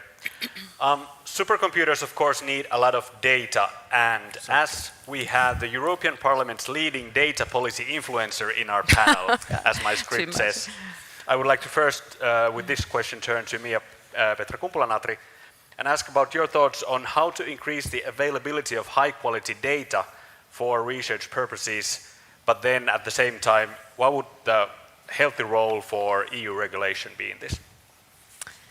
Yes, we have Robert here, who is in charge of giving the ideas to the Parliament, and now we have ministers here. We will be working on the issue on the Council side, and I'm just one poor MEP out of many here, but then we will deliver on the Data Act. We will be ready by September, I think. From the Parliament side, I don't know the timetable in the Council, but then really Data Act is something. We first already have Data Governance Act and the strategies, of course. But then the whole idea is that even if you have perfect infrastructure, but you don't get the data to be used for these nice computers, it's missing part. And also if you don't have ideas is another one, and if you don't have skilled people to do that, so many fields are needed. But then for the research there are exemptions, even that we appreciate research in Europe so much. That's something that we can also regulate to get it for the even more sensitive data when it's for the research purposes. So all in all, not to go into the details, the idea that we want to keep it in our hands, in our society, democratic hands, where we need the data, and we are going to even a little bit fight over the private company saying that this is my data, if it's for the social needs which we decided as a democracy. And that's very important. But now also it has been done already that the governments are giving their data quite nicely away for the business because it's benefiting the society, for the research as well. But now let's think of the other way around. Commission was quite hesitant only in the exceptional cases of pandemics or national threats almost reads there. I think we can be a little bit more seeing that it is climate crisis. Do we need something? Not only the crisis overnight, very hard, like now it's a pandemic, people will die if we don't do that. Because I would see a little bit more broadly the societal needs. There are accidents if we don't get the good data from the private cars, or there will be a climate catastrophe if we don't get the data right. So this is at least my personal thinking where we should go. But then the big idea is that everything is driven by data, and it needs to be then used for the good of the humankind. I want to make a short reference to the previous panel when there was speaking on the global perspective, and also the previous question was that how can we benefit the societal needs as well. I think there is a global crisis of the food. Do we have results? Could we get the brightest minds together also to simulate the next winter energy needs, the flows of the wheat? Can we act as an active part of the UN, as was mentioned here, to help also the statistics that is needed? And also, this is the first time we mentioned here name Ukraine, and we have promised to stand with them, with Ukrainians, and rebuilding the society. We can also use a lot of knowledge there. So it doesn't need only be the traditional package of food, because we can create the society quicker with a more sophisticated way. I can't do it, but I know we have a European bright minds who could think of it. And I had a chat with our Minister of Education already saying that the channel is opened with the Ukrainian science parts as well. And our Prime Minister Marin, when she visited there, said that we are rebuilding the educational system with our skills. So there's no limit when we talk about the data and possibilities, but we also need the ideas, and then infrastructure is an important data as well to have it available, but then also the skilled people and a will. What about other panelists? What do you think should be done to improve data availability? First of all, I think we have to be quick. The world is not waiting for us. And if you look, for example, AI, why is China or US so strong in AI? Because they have the data, they can use data, and they can go forward with data. And we have a lot of problems to do, though. In my case, for example, I had very good projects, pilot projects on the level of autonomous driving, a quite different area. But to really test them, I had to go to Japan, because autonomous driving needs a lot of data. And you need data from sources you're not available right now, at least not in Germany. So I think we have to be very quick on that, because especially in AI, the world is running pretty fast. And if we are not getting a solution very soon, I think this will hurt us very. But then, of course, as a European, I would like to think that usage of my personal data the European approach would be different than the Chinese approach. That's fine. That's okay. I think this is correct. We have to find the third way. That's why it's so complicated. I'm not blaming anyone that it takes so long, but I think we have to find the third way where we protect the data needs, of course, but at the end of the day, we lost the battle if we are not quick. We have to find this way quick. Well, I think the arguments were put forward, and this is it all supports this investment that the data protection issues are part of the discussion. It's important to own these resources, to be able to control the workflows, to build the trust, and it's important to have the wide understanding all over the society that the data is handled in a manner where it's not misused, and that actually owning this infrastructure and controlling the workflows is a way to make sure that this data is processed in a way that it's something cannot, or it can be guaranteed at least on a certain level of confidence that it won't be misused. And yes, please. Yeah, maybe I can continue here, but as a kind of disclaimer, I'm focusing and speaking now about research data because I don't feel competent to speak about other data sets. And in research, of course, and this doesn't concern the current situation only. I mean, this is intrinsic property of research that we are collaborating while competing, and there is always a trade-off or a compromise to be found between, and now transferred to the data openness and the data closure, the data protection, and the data security. Because I mean, quite often the scientists are really fighting each other, and then they are putting the data to a commercial server somewhere in India or Thailand. And I don't think that this is the best way how to secure the data. So this European idea, I agree, it must be developed very fast, but it shall also have some elements that allow a European perspective, and not everything is open if we still feel we can make better use of it. As a final point or question to this panel, I would like to touch on the question of human talent. We have mentioned that, sure, we can have the fastest or third fastest or second fastest or greenest or most efficient supercomputer in the world, but we need the human talent to be able to put it to work, to use it. How would you answer to our final question of how can we on a European level ensure that we not only boost the capacity of the machines, but also humans? Is it education?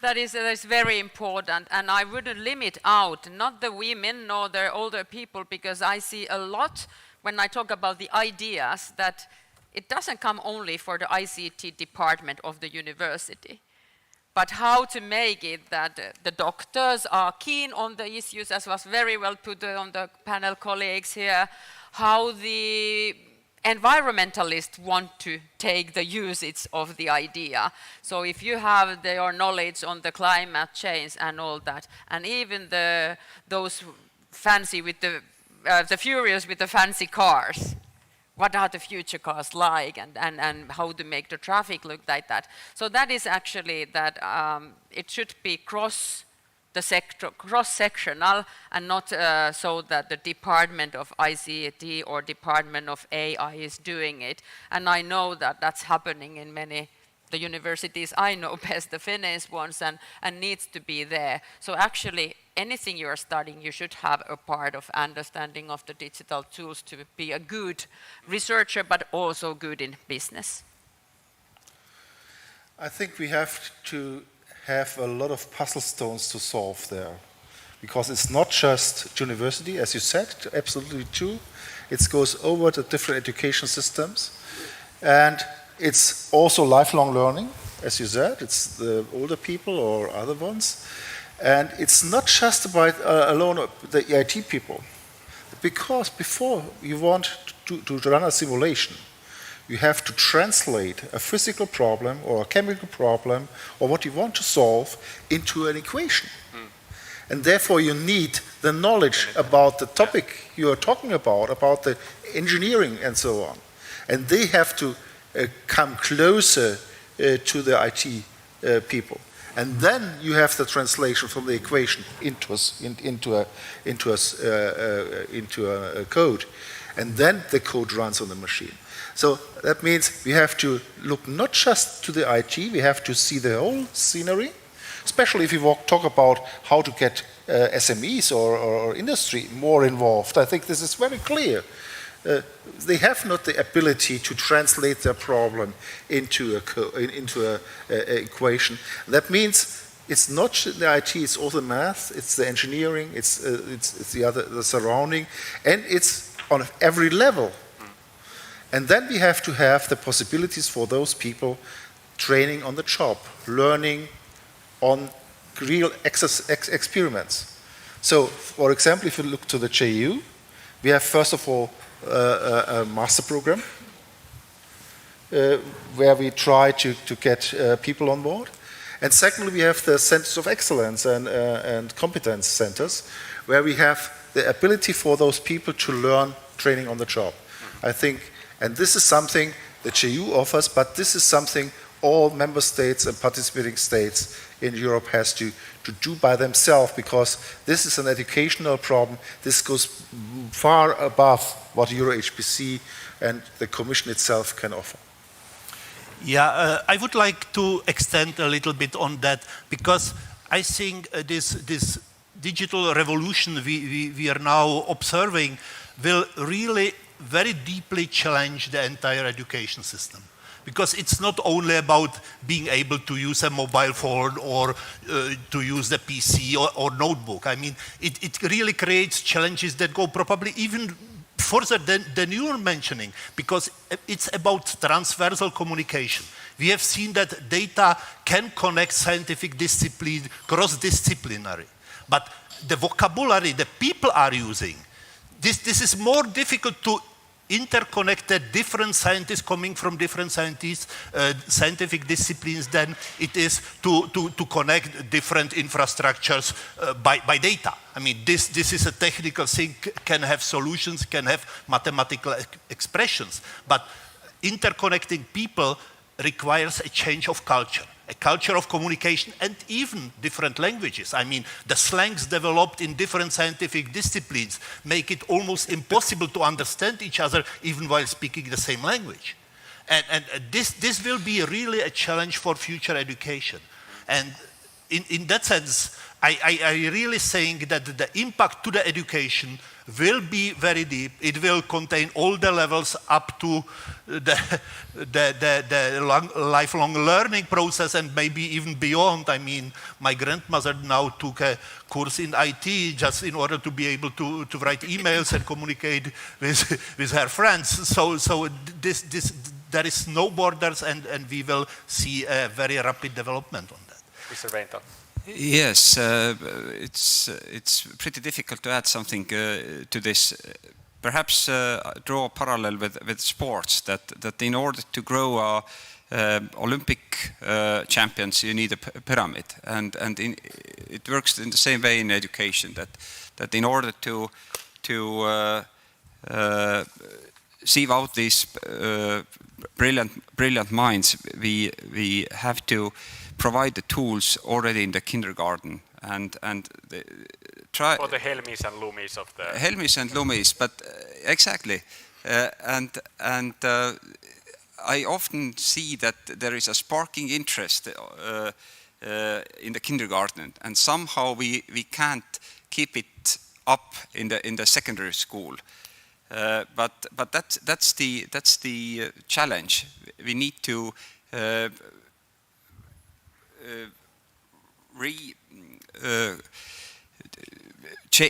rebuild our education system, that it's more driven on the actual interest of the kids, and I think the HPC like infrastructure is a excellent milestone, or not milestone, but something which is going to attract the attention of many people and help us to direct the interest of kids. But indeed, teaching robotics in the primary school, programming in the secondary school, and so on, and integrating all this stuff also in all school levels. That's a great note to end this panel with. Big hand to our panelists. Thank you. Thank you. Thank you. Thank you. And then we move on to our next speaker, who will offer us his takeaways from all the discussions that we've already heard today so far, and also discuss the contribution of HPC and Lumi to the European data economy and the green and digital twin transition. Let's welcome Mr. Timo Harakka. He is our Minister of Transport and Communications.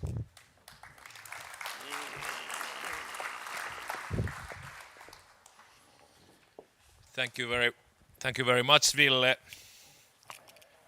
Ladies and gentlemen, guests of this prestigious event. First of all, thank you very much for the panels, exciting discussions, important insights we just heard.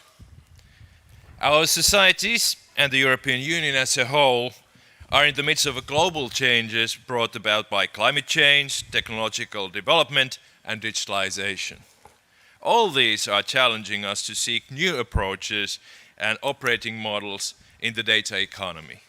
This is where research and innovation have an essential role to play, as the Lumi supercomputer has proven to us. And yes, Mr. Zeisel was exactly right on the outset. HPC is a tool. And a tool for what? Allow me to share a few thoughts from the perspective of data economy. Data and digital innovation go hand in hand, and both are essential for the digitalization of our society. Therefore, we need to foster the availability and exchange of data as a means to increase economic and societal well-being. Digitalization and information technologies are obviously based on data, which is why it is a common denominator and a key factor in a digital society. Data-intensive computing is a requirement for artificial intelligence, machine learning, and the platform economy, which are all important parts of the digitalization of Europe. The data economy is based on computing power and the digital infrastructure. Lumi is a pioneer in green supercomputing and offers us tools to build next-generation digital infrastructure in computing power. With the new supercomputer, Europe will be able to respond to global competition. Computing power, together with high capacity and next-generation communication networks, especially the coming 6G, enables us and European enterprises to take the lead in a new data economy based on global connectivity and scalable business opportunities. The Finnish government has a strong commitment to a digital innovation. Digital innovation and data go hand in hand.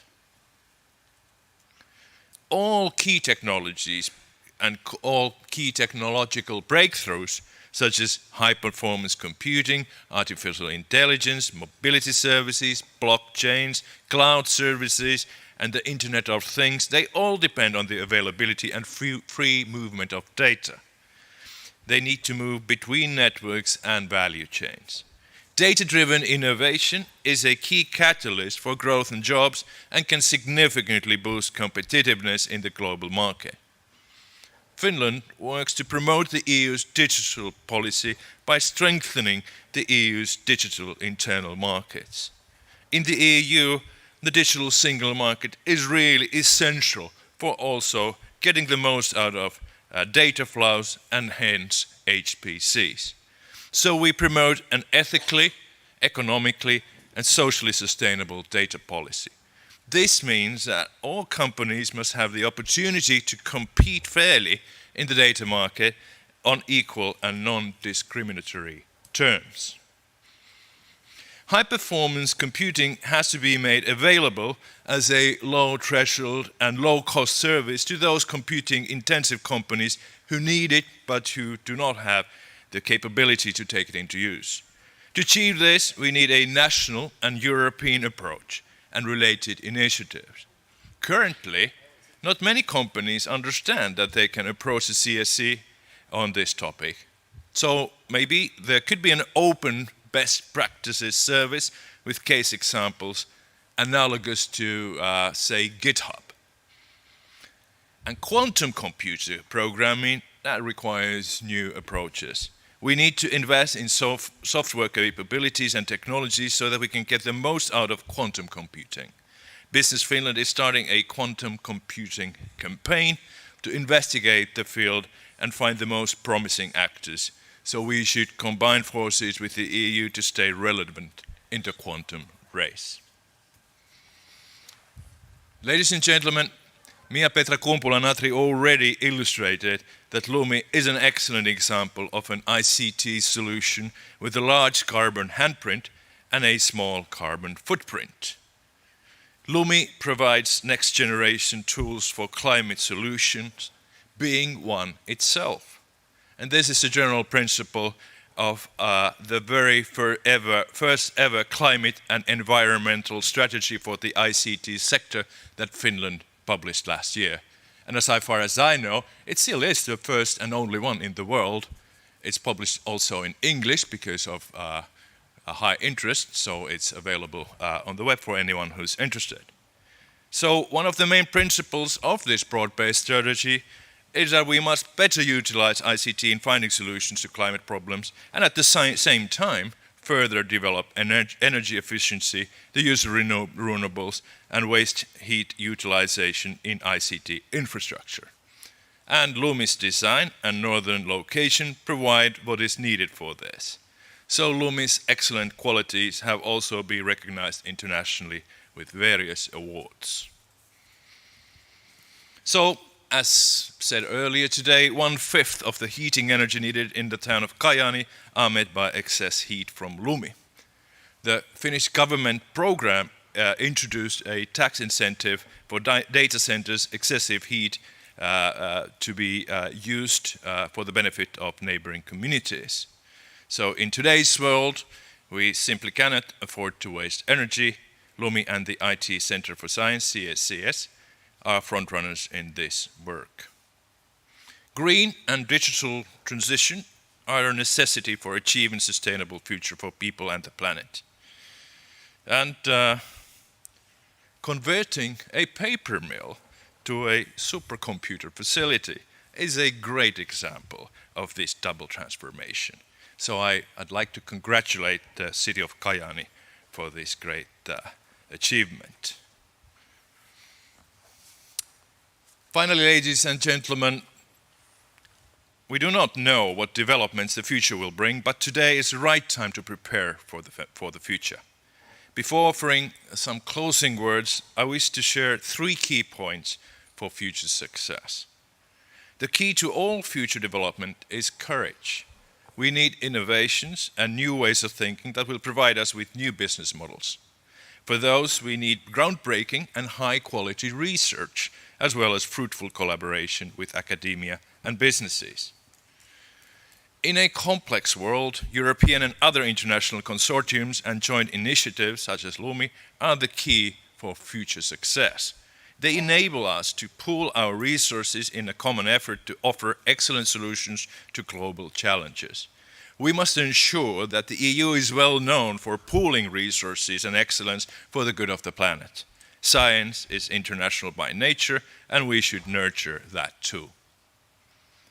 Secondly, dear friends, digitalization and the data economy cover all sectors of society and will transform our societies. We are moving from a digital service society to a digital and automated self-service society. Therefore, we cannot employ old models in leading, managing, and organizing our efforts. And thirdly, high-quality research environments such as Lumi improve the attractiveness of research opportunities and may also expand recruitment of foreign talent in Finland. Technological excellence brings the responsibility of management, education and research excellence. And I'm confident that CSC will rise to the challenge. In addition to education leading to a degree, diverse opportunities for continuous learning are required for the full length of one's career. As mentioned in the previous panel, technological development and working life require new digital skills, and we should leave no one behind. To summarize, the world will be more networked than before. Therefore, all the issues that I've mentioned mean that the old operating models will no longer be sufficient. We need new kinds of agile practices. We also need a new kind of leadership that engaged with future phenomena, such as the newly established digital ministerial group and the shared digital ownership that in Finland we are developing through implementing the EU Digital Compass. Often it is said that the critical raw material for the digital economy is data. That might well be, but how do you get the data in relevant quality and quantity? The critical raw material is therefore trust. It is a critical production factor. Data economy has to be a trust economy. So I'm therefore delighted to share this experience with you, my friends. With these words, I welcome you to Kajaani and Finland to discover how we can increase well-being and build a more sustainable future. Thank you very much.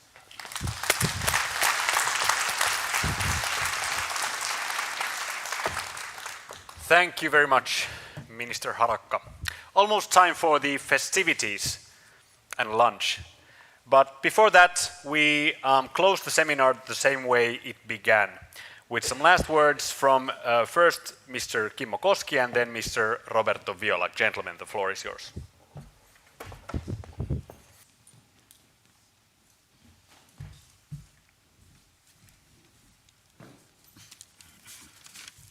Hello again. So I keep on popping up here in the stage a couple of times today. I hope you don't mind. But some things, some ideas, kind of a summary. So something that came to my mind when listening to these excellent presentations. So we have had a great seminar here with great panels and interesting talks. And of course, it might take ages to highlight all the aspects from that. But I would like to concentrate first in three main things, in my opinion. So one of them, which was mentioned by many, first with Minister Honkonen, for example, is the collaboration. So Lumi is a collaborative effort. 10 countries, 10 European countries, and EU together invest in a single, or let's say single infrastructure, and run it together. And also, so this is something that has not very many times happened, or never before in the history of HPC at this extent.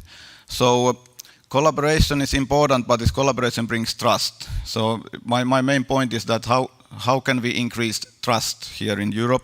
This is one way of doing it. So if we have an extremely good infrastructure, that's great. If we can also have a mutual trust among Europe to work together, that's actually a winning formula in this game. Second point I would like to notice that was also said by several speakers. For example, Herbert Seisel there, is that computers actually don't solve problems. People do. So if you want to get something sensible out of the computer, somebody needs to program it and then define the problem. And then after we get these results out of the computer, somebody needs to understand the results and actually take an action. That what can we do with these results? So collaboration this competence development is one of the key things that we need to add. We already do it, but even more extend together, not only the infrastructure, but developing competencies around. And then also we should think about that who will be the one who teaches the teachers, because if we are able to teach the teachers, then we can extend this very widely. So that will be one of the key points in the future competition in HPC hypercomputing. And the third one, which is also linked a little bit to the previous one, so many people highlighted the need for the ecosystem.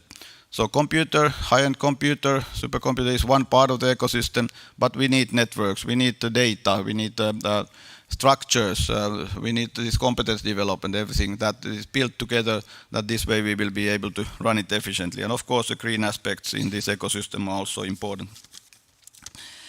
Then I would also like to point out that I'm very happy and proud that the seminar has made it visible how important Lumi is for scientific excellence, innovation, and Europe's green and digital transformation. But not only Lumi. We will work closely together with the other HPC, Euro HPC systems to come and already existing for a truly pan-European HPC research infrastructure, as well as international like-minded partners. Examples include our collaboration with the top 500 list number 2 Fugaku. For example, all colleagues and friends from RIKEN have taken a long trip from Tokyo to Kajaani. There is not yet a direct flight, you know, and which we are very happy for, and I personally appreciate a lot. In addition, discussions with the current number 1 Frontier in USA have started. And so science and innovation does not stop in the borders of Europe, but is truly global. Together we can really make an impact, and Lumi is prepared to contribute in it. So thank you for the great seminar.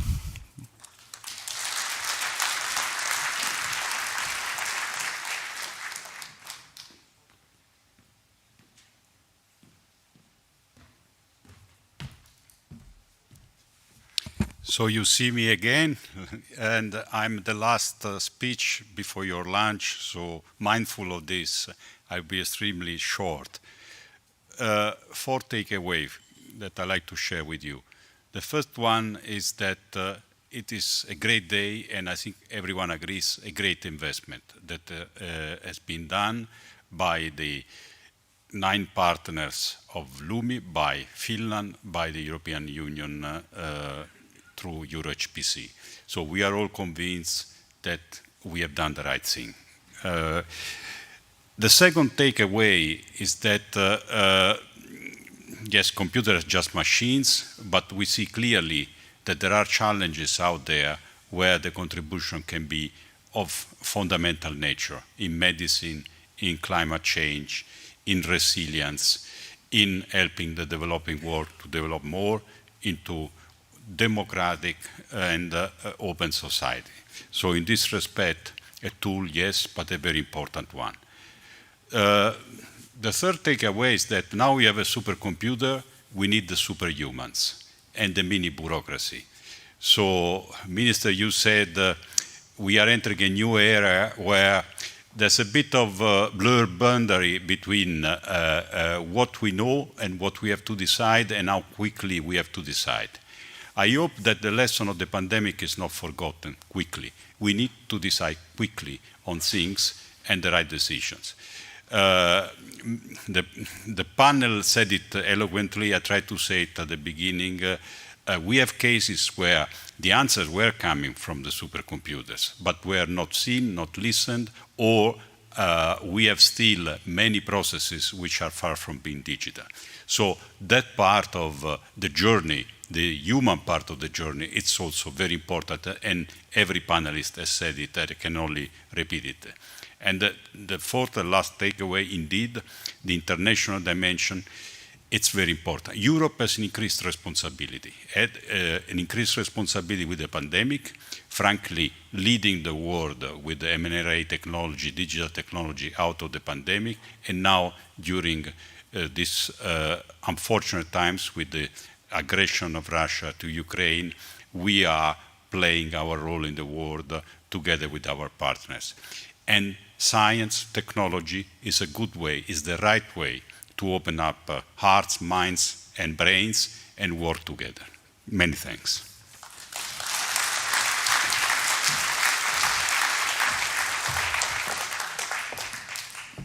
Thank you all. So we have discussed and found and are celebrating here cooperation on a national level, Nordic level, European level, global level, and even in space. Exciting stuff, and as said, a historic day. A warm thank you to all our panelists and speakers, and of course to the whole audience. Now it is time first for the lunch and then the festivities, and as I was asked to tell you firmly in the beginning, you need to lunch so that you will be on the buses 2 p.m. sharp outside. For security reasons, at each bus there will be a registration of participants, so please be prepared to have your name badge visible when entering the bus. And you can enter any bus that has the sign CSC Lumi on the window. And now when we go and lunch, we are going to enter the hotel and go to the second floor. And in the second floor, the speakers will lunch in the end on the left-hand side, and all the rest of us on the right-hand side before. Maybe you'll figure it out when you enter the lunchroom. So, with that, thank you very much for this morning, and have great festivities of the rest of the day. Thank you.